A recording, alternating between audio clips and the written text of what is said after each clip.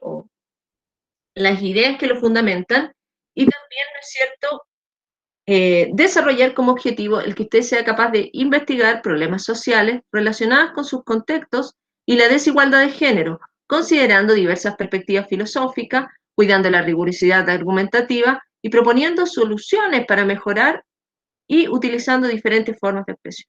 Un objetivo bien amplio. La idea, ¿no es cierto?, es que hagamos una reflexión respecto a ciertas situaciones que pueden apuntar a la desigualdad de género, ver hasta qué punto, ¿no es cierto?, tienen un grado de validez, qué punto pueden ser, ¿no es cierto?, ya un poco descontextualizadas, pero la idea es que usted se haga, ¿no es cierto?, una idea, una reflexión al respecto. Vamos a hacer un poco de recapitulación de lo que había visto la clase. Ahí viene Gabriel, yo pensé que estaba.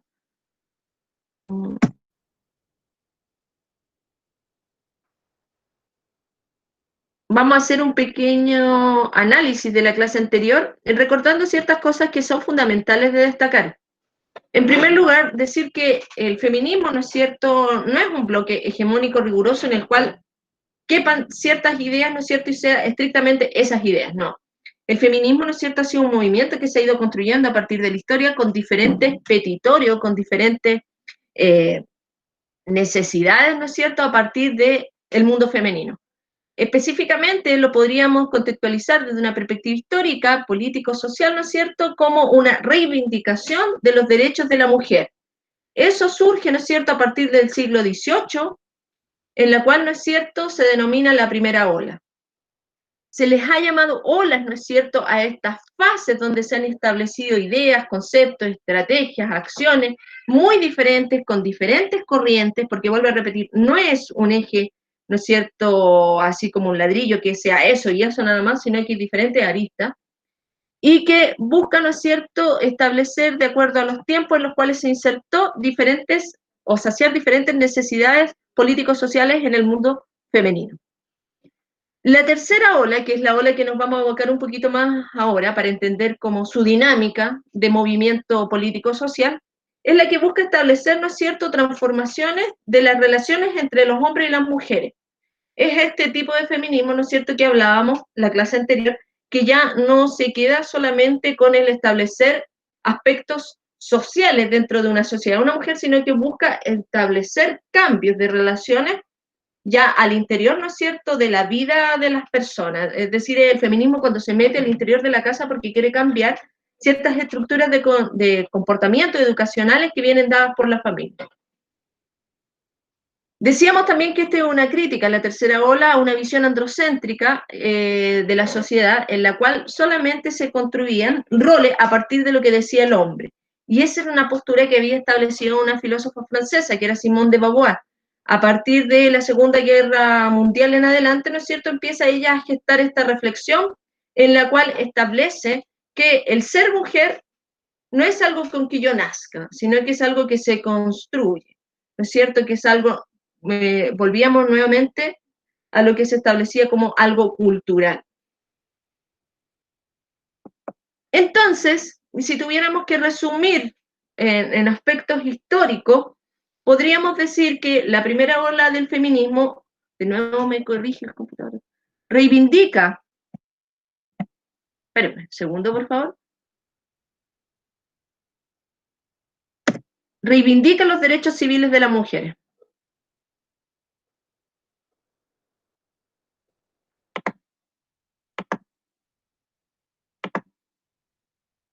¿Por qué? Porque habían sido ellas excluidas, ¿no es cierto?, a partir de la Declaración de Derechos de la Revolución Francesa, los derechos civiles, ¿no es cierto?, había sido excluida ella, ¿no es cierto?, de la condición de sujeto de derechos.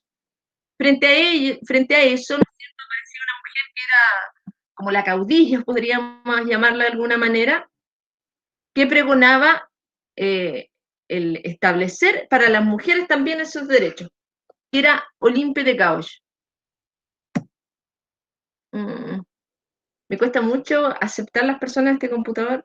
Mi sistema está muy, muy lento. Entonces, la primera parte de esta ola, etapa del feminismo, podríamos decir que nuevamente es la reivindicación porque la mujer, ¿no es cierto?, tenga los mismos derechos que el hombre dentro de una sociedad.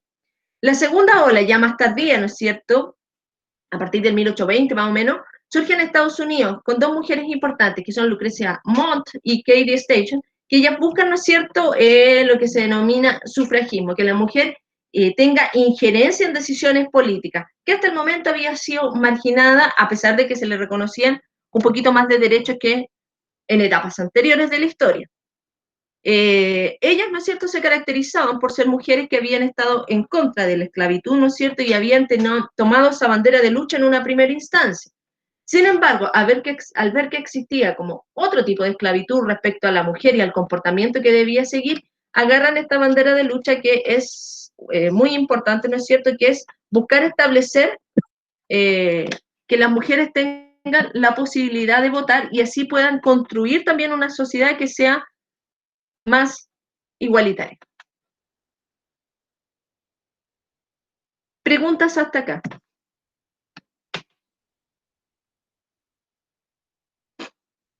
¿Dudas? ¿Alguien tiene dudas?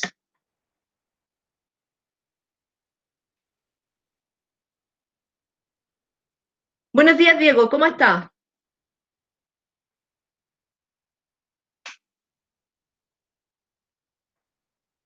Perfecto.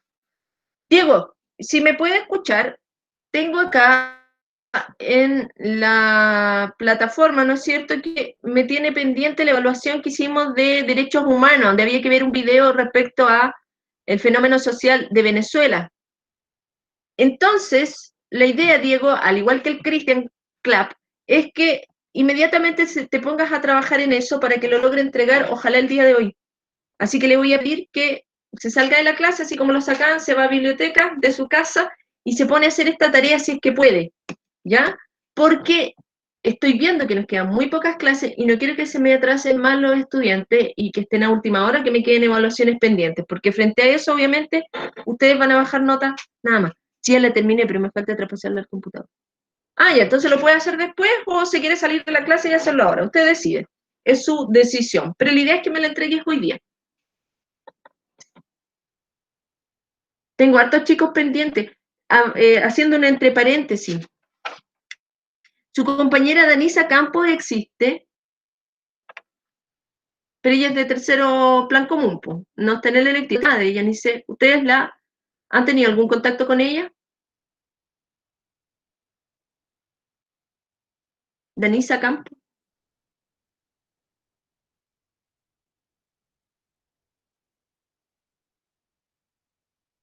¿Se conecta a algunas clases ella o no? ¿O no existe derechamente? ¿Está retirada o algo así? ¿No? Yo al menos no.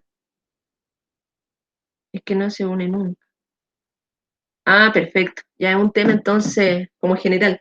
Claro, porque la gran mayoría tengo algún grado de asistencia, una o dos clases, pero hay como dos o tres niños de tercero medio que me tienen preocupado porque no han mandado nada. No sabemos si se fue mi, pero hace mucho tiempo. Ah, puede que se haya retirado. Ya, ella era. Ya, chiquillos, no perdamos más tiempo. Y supuestamente estas clases deben ser de 20 a 30 minutos, aunque siempre me expando. Entonces, eso tenemos que tener clarito. La primera y segunda etapa del feminismo, chiquillos, apunta netamente a reivindicar derechos sociales de la mujer. A primera, como una que sea reconocida como una ciudadana, y la segunda es que logre tener una injerencia, ¿no es cierto?, en las decisiones de todos los ciudadanos, que se grafica en el hecho de votar.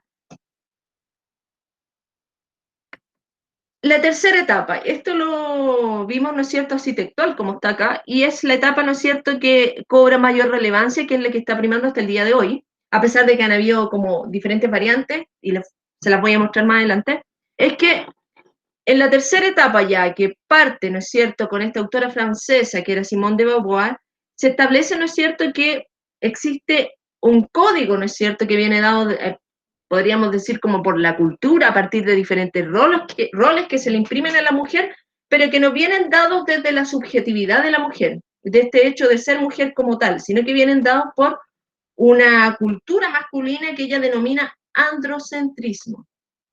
Toda la configuración de normas, de reglas, de leyes, ¿no es cierto?, dentro del aparato político-social, dirá esta autora, ¿no es cierto?, está construida por hombres. Y asimismo está construida, ¿no es cierto?, también la identidad de lo que se asume como femenino. Lo que se asume como femenino es lo que el hombre espera de la mujer, no lo que ella con su propia subjetividad construye. Eso es lo que prima y es importante entender de esta autora. Y por eso también, a pesar de que fue hace harto tiempo, ahora recién estamos viendo los coletazos.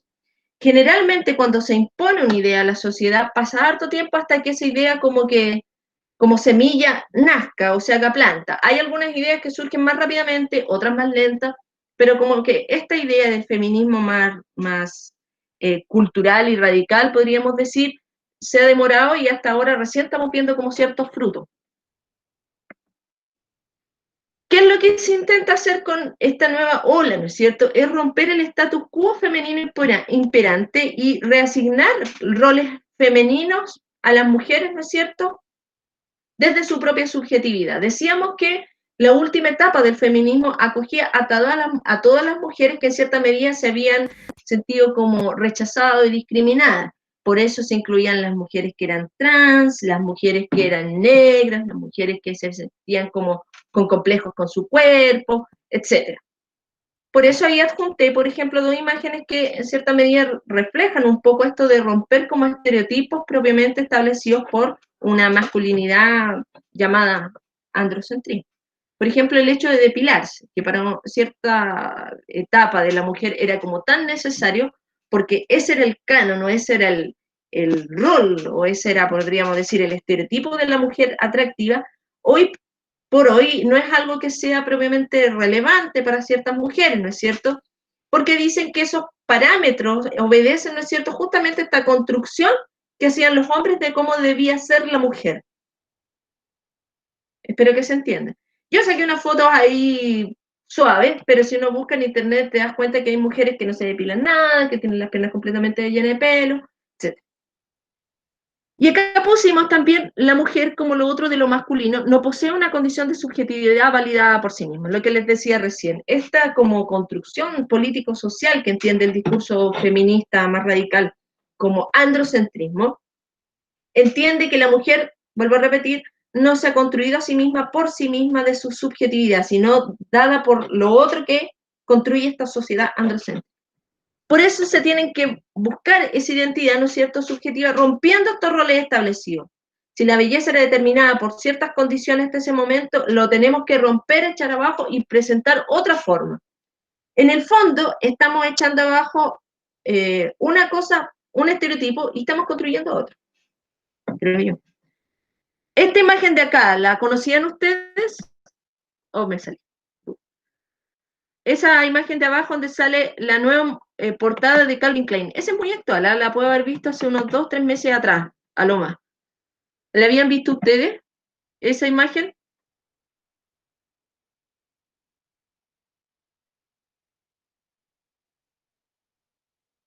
Vamos a ver qué dice el chat.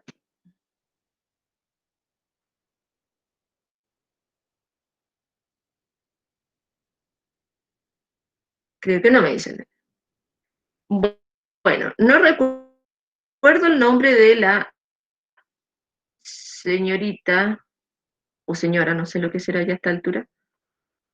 No sé su edad, no sé si es casada.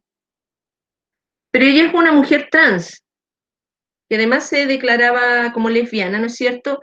Y después de que aconteció este fenómeno político también que podría ser el Black Lives Matter, a raíz de la muerte, ¿no es cierto?, de un afroamericano en Estados Unidos a manos de la policía, Calvin Klein, ¿no es cierto?, para revalidarse, creo yo, tomó a esta persona, ¿no es cierto?, que era una modelo trans, de talla diferente al estereotipo que estamos acostumbrados a ver, y la puso, ¿no es cierto?, como portada de sus ropa interior. Eso es lo que es Calvin Klein. Entonces ahí, obviamente, ya si tienes tú que una sociedad también está incorporando dentro de la publicidad, dentro del, podríamos decir, del lenguaje también, se están generando cambios que en el fondo están rompiendo un poco esto que teníamos como estructura sólida de lo que era lo bello y de que era lo feo, propiamente tal. Ya eso se está como desdibujando dentro del horizonte. De hecho, el mismo hecho del lenguaje que algunas personas dicen todes porque, o utilizan la E porque creen que la O, ¿no es cierto?, es un referente masculino dentro de este constructo androcéntrico, heteropatriarcal, también, ¿no es cierto?, modela cómo yo puedo tener injerencia dentro del pensamiento o la actuación de una sociedad. Es lo que decía Foucault, dentro del discurso, en la medida de la palabra, yo puedo generar cambios, ¿no es cierto?, dentro de estas estructuras que son las opresivas. Y eso es importante. Ahora, el patriarcado tiene como diferentes definiciones. Dentro del discurso feminista hay como una bien clara, pero en el fondo si uno se pone a indagar desde una perspectiva más amplia, se va a encontrar con hartas cosas al respecto, incluso como que es una estructura propiamente ideológica, pero que no remite propiamente a la realidad de un comportamiento social. ¿Y qué es lo que dice desde una perspectiva, ¿no es cierto?, del discurso feminista? El patriarcado sería la estructura sociopolítica que articula la sociedad mediante el control de lo masculino, del poder político, económico, militar y religioso. Entonces, esto estaría de la mano, ¿no es cierto?, con esta visión que establecía Simone de Beauvoir, que era el androcentrismo. O sea, el hombre habría tenido el control, ¿no es cierto?, completo respecto a una mujer que no sería la protagonista de la historia nunca, sino que siempre ha sido el hombre, y que tendría que acatar estas normas o leyes también dadas por los mismos hombres. Eso sería lo que podríamos entender como heteropatriarcado, o patriarcado, mejor.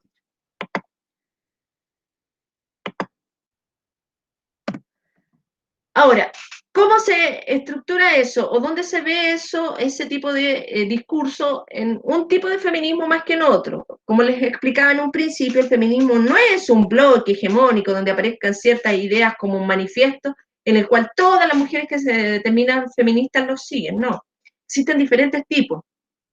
Unos tienen más peso que otros, unos son más políticos que otros, los cambios sociales, ¿no es cierto?, se articulan de diferentes maneras, los credos, las ideas, y eso hace que de pronto hayan como muchas vertientes y sea como una cabeza de hidra, es decir, tenemos un cuerpo, pero tiene muchas cabezas como diferentes.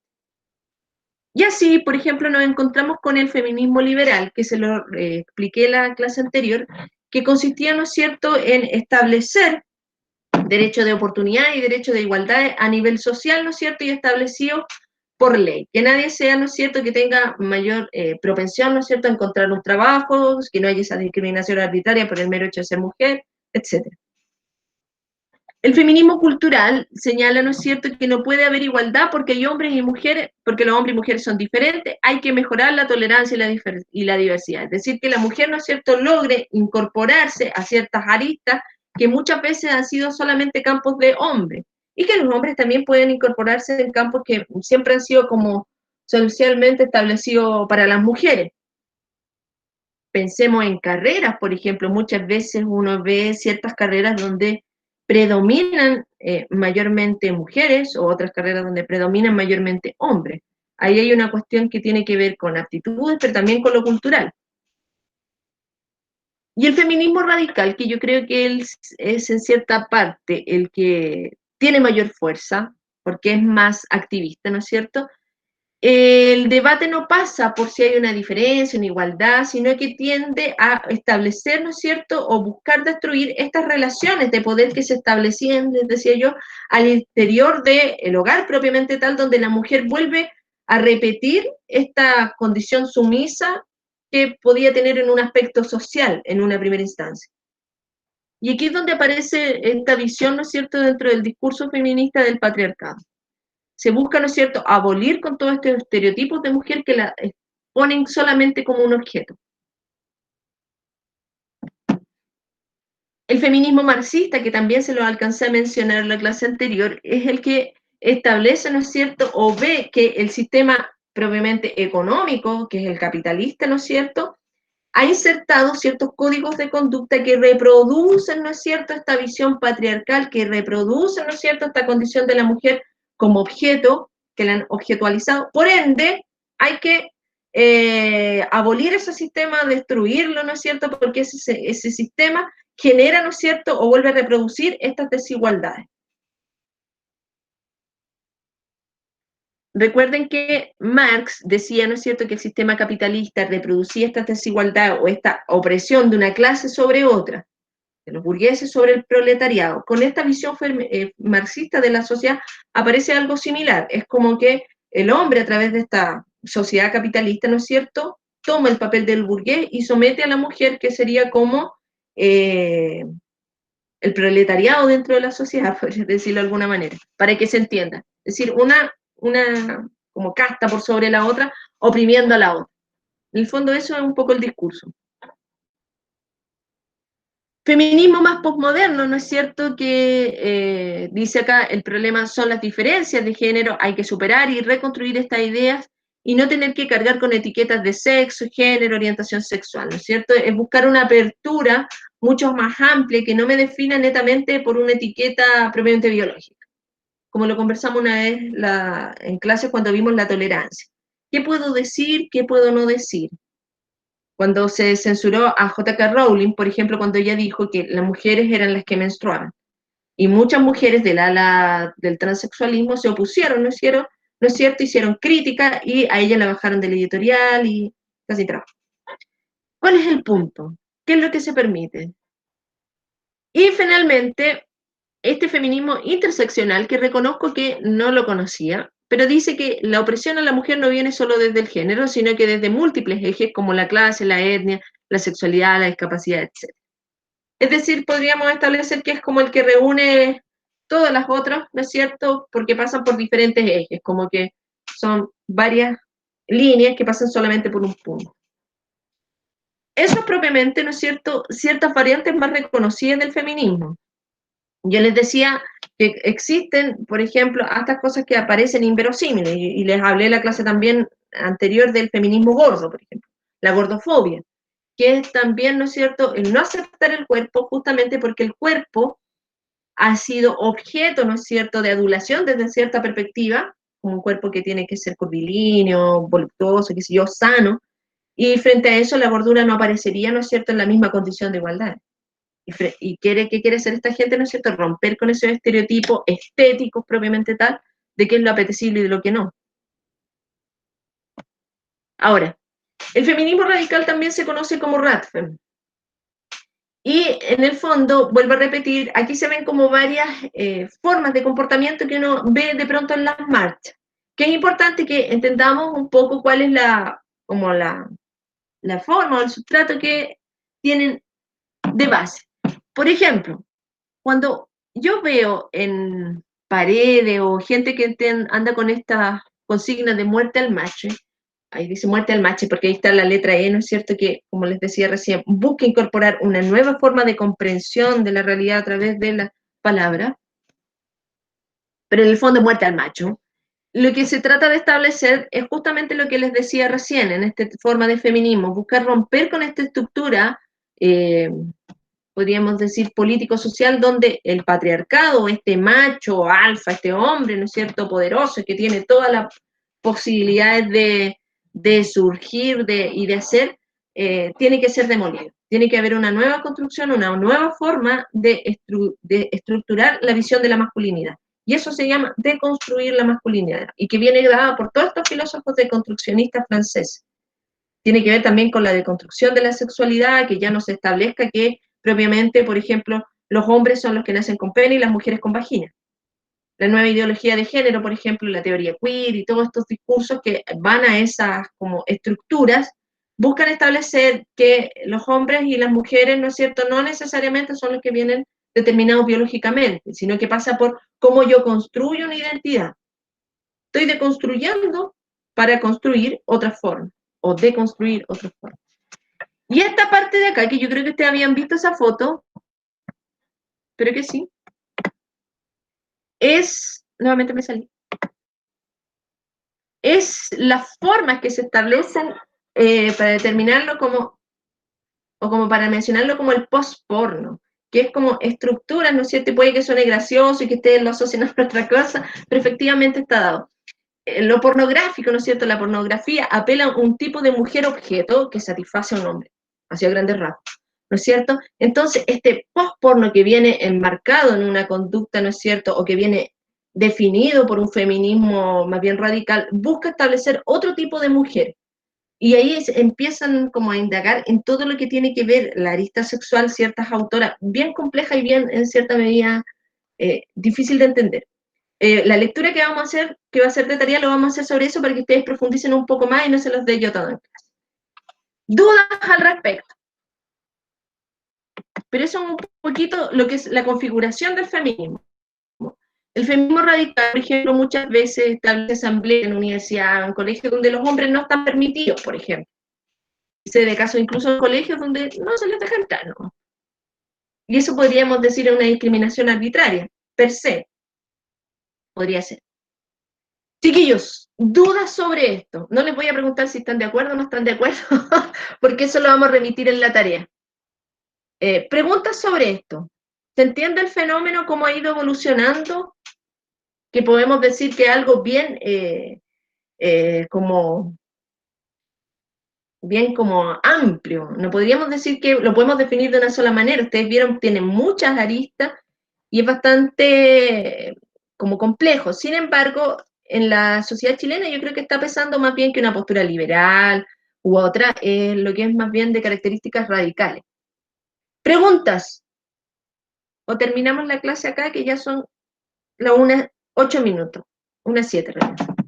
¿Solo existen esos 6 tipos de feminismo? No, Daniel. Existen más tipos de feminismo, así como te nombré yo. Si quieres, googlee tipos de feminismo, le van a aparecer bastantes más. O googlea, por ejemplo, de feminismo gordo. Y te va a aparecer lo que te explicaba recién. Existen diferentes variantes. Yo no las conozco todas, yo me he concentrado en la que tiene que ver con el ala más radical, porque ahí se nutre más, ¿no es cierto?, un poco la filosofía de cómo se quiere estructurar una sociedad. Lo más importante, creo yo, es la ala liberal y la ala más bien radical. Lo marxista también tiene harto que ver y por ende muchas veces el feminismo se asocia a, podríamos decir, como corriente política de izquierda, a pesar de que el liberalismo es más bien acercado o se acerca a la derecha.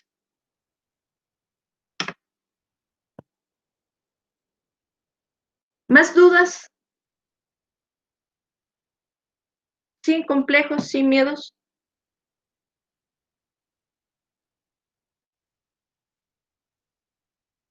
¿No? ¿Alguien más? Ya. Entonces, la clase de mañana vamos a ver un poco las críticas que se hacen al feminismo con ciertos autores y el día jueves vamos a hacer una tarea. Recuerden que el 23 de noviembre vamos a tener la última evaluación, porque de hecho es la última fecha tope que tengo para tomar pruebas y con eso ya estaríamos cerrando el semestre. Entonces vamos a ver esto de feminismo, de ahí vemos terrorismo, perdón, narcogobierno y se acaba el año. Así que mañana vemos críticas, el jueves tarea con puntos o décimas y después ya con eso vamos cerrando este capítulo de feminismo. Ya chiquillos, cuídense mucho entonces, que estén bien, nos vemos mañana. Chao, chao.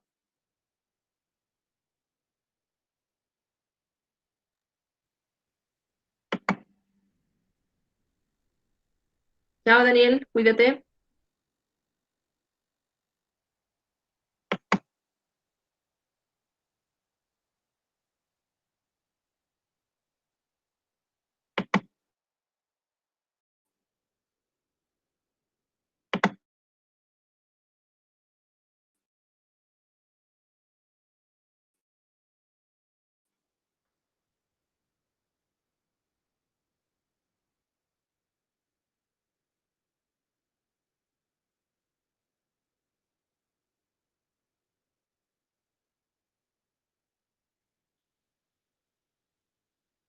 Chao Diego.